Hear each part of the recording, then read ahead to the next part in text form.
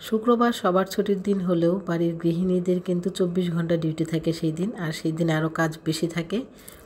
আসসালামু আলাইকুম, hello everyone, সবাই কেমন আছেন? আশা করছি ভালো আছেন। সকাল সকাল নাস্তা সেরে নিচ্ছি।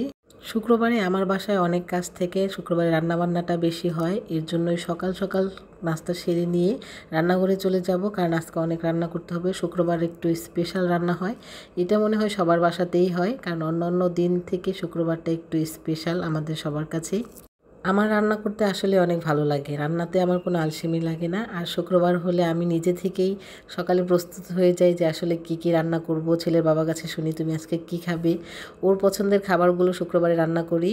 আর মাশাল্লাহ আমার ছেলের বাবাও ভোজন রসিক একজন মানুষ, খেতে খুব পছন্দ করে, আর ভালো খাবার হলে তো কথাই নেই।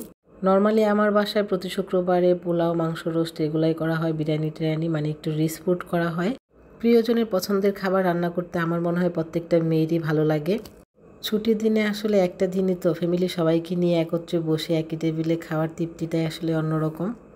আমি আজকে পোলাওয়ের সাথে একটু সবজিও করব, আর আমি সবজিটা সবসময় পাঁচফোড়ন দিয়ে বাগার দিই, তারপর একটু পেঁয়াজ আর আদা বাটা দিই, আর কিছুই কিন্তু দিই না। আর সবজিতে হালকা একটু হলুদ দিই। সবজিতে কিন্তু বেশি হলুদ দিলে দেখতে ভালো লাগে না, আপনি চাইলে হলুদ ছাড়াও কিন্তু সবজি রান্না করতে পারবেন। আপনাদের সাথে কথা বলতে বলতে আমার কিন্তু দুইটা রান্না মোটামুটি শেষের দিকে, সবজি আর গরুর মাংস প্রায় হয়ে এসেছে। আমি কিন্তু সবজিতে একটু গাজর কুচি দিয়ে দিলাম, আর সবজিটা নামানোর আগে আপনি যদি 1 চামচ ঘি দেন, এই সবজি থেকে এত সুন্দর একটা স্মেল আসবে, যা খেতেও অনেক মজা লাগে। আর ছেলের বাবা হচ্ছে গরুর মাংসতে আলু খুব পছন্দ করে, তাই আমি গরুর মাংস সবসময় আলু দিই। আমার গরুর মাংস হয়ে গিয়েছে, এবার আমি একটু রোস্ট করব।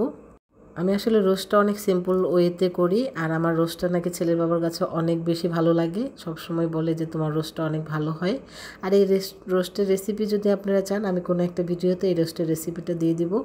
আমরা দুইজনেই আসলে খেতে খুব ভালোবাসি, আর রান্না করতে তো আমার এমনিতেই ভালো লাগে।